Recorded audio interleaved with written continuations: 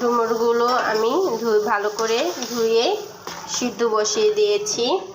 এইগুলোকে বলে ডুমুর। ভুলে গিয়েছিলাম, দেশে থেকে যখন এনেছে তখন কেটে পরিষ্কার করে বিচিগুলো ফেলে তারপরে এনেছে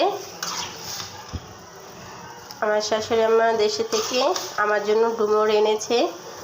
ডুমুরের গল্প শুনে বলেছিলাম ডুমুর খাবো, তাই আমার জন্য ডুমুর এনেছে দেশের বাড়ি যেয়ে। ঢাকা শহরে ডুমুরটা পাওয়া যায় না, তাই দেশ গ্রামে থেকে ডুমুরটা নিয়ে এসেছে আমাকে রান্না করে দেখানোর জন্য, যে খেতে খুবই মজা হয়। তাই ডুমুরটা আজ আমার জীবনের ফার্স্ট ডুমুর রান্না করছি।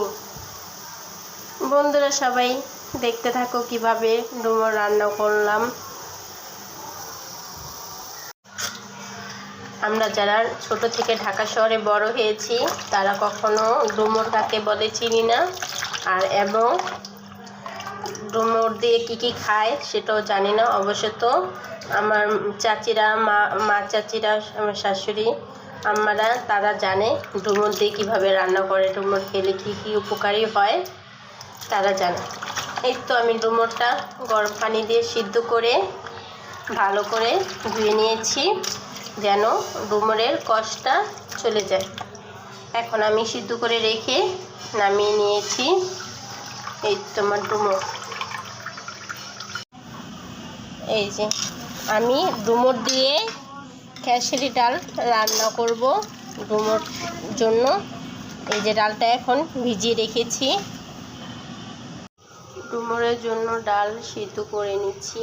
খেসারি ডালটা ভালো করে ধুয়ে নিয়েছি। এখন আমি খেসারি ডালটা বসাবো। এখন হলুদ মরিচগুলো দিয়ে দেব, সাথে লবণটা দিয়ে দিলাম অল্প করে, সিদ্ধ হবে আর একটু। এখন আমি ডুমুরগুলো দিয়ে দেব। ডুমুরগুলো দিয়ে ভালো করে নেড়ে নেব। খেসারি ডালটা ভালো করে একটু, এই যে ডুমুরটা দিয়ে দিয়েছি। এই যে দেখো বন্ধুরা, যে ডুমুর দিয়ে এভাবে ডালটা রান্না করব। আর একটু হবে, তারপর ডালটা বাগা দেব। এখন আমি ডুমুরের ডালের জন্য পাঁচফোড়ন দিয়ে দিয়েছি। জিরা কয়েকটা পাঁচফোড়ন দিয়ে আমি ভালো করে ভেজে নেব পাঁচফোড়নগুলো।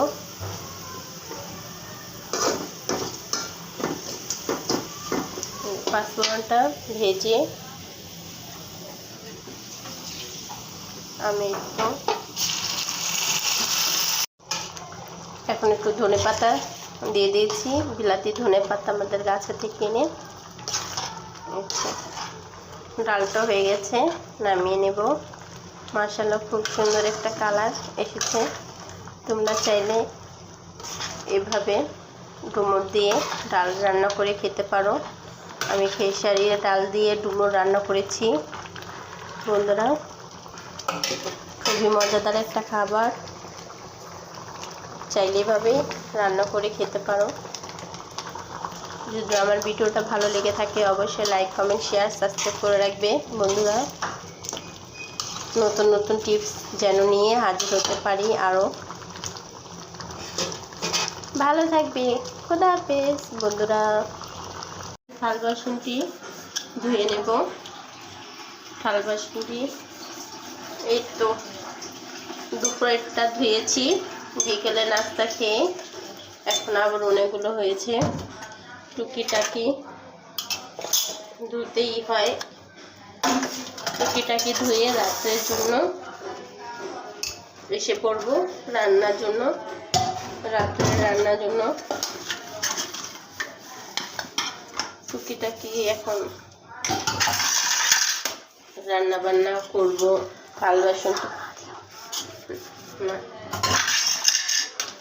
একসাথে সব ধুয়ে পাকিয়ে নেব যেন রান্না বান্না করে একদম ফ্রেশ হতে পারি। একটু লাইফে যাব রাত্রে 11টায়, তাই সব কাজ কমপ্লিট করে রাখছি। এখন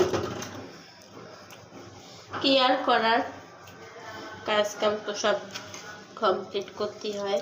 ঘরে বাচ্চা থাকলে অনেক কাজ কাম করতে হয়, টুকিটাকি অনেক কিছুই।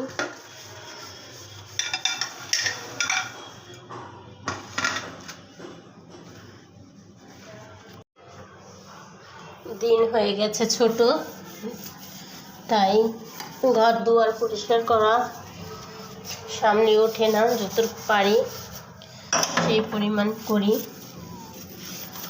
কিন্তু ভালো করে পরিষ্কার করা যায় না। তাই এই তো সংসারের টুকিটাকি কাজ করতেই হয় অবশ্যই। সংসার করতে এসে সব কিছু সাজানো গোছানো নিজেকে শিখে গেছি, সব কিছু সাজানো, কিন্তু ভুলে গেছি নিজেকেই সাজানো। নিজেকে একটু গুছিয়ে সাজিয়ে রাখাটাই ভুলে গেছি। কি যে করব, সব কিছু করতে যেয়ে নিজেই সব কিছু ভুলে গেছি। নিজেকে গুছিয়ে রাখার জন্য এলোমেলো হয়ে যায় সব দিনটা। এখন এই টুকিটাকি কাজ, থাল বাসন ধুয়ে একটু চুলা পরিষ্কার করে নিচ্ছি। পরিষ্কার না থাকলে ভালো লাগে না, নোংরা থাকলে। দিনকাল হয়ে গেছে ছোট, দিনটা ছোট হয়ে যাওয়ার কারণে পরিষ্কার করতে পারি না। অনেকটাই কাজ কাম করতে হয়, তাই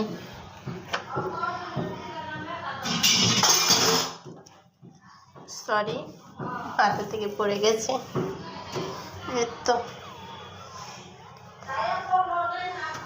পরিষ্কার করে নেই, এবং টুকিটাকি অনেক শব্দ আসতেছে।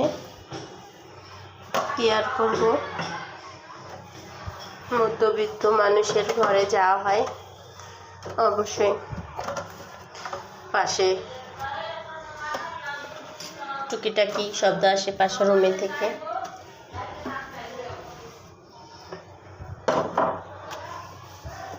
প্রতিদিনই পরিষ্কার করি, তারপরও ময়লা হয়ে যায় পাকঘরটা। এখন আমি রান্না বসাবো।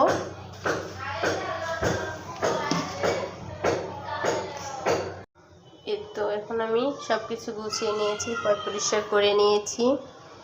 এই তো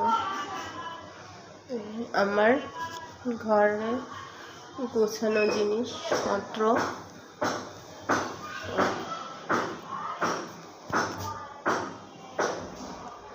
তো আমার ধুইতে ধুতে না জানলাগুলো রং উঠে গেছে, ঠিক আছে। এই তো রান্না বসিয়ে দিয়েছি।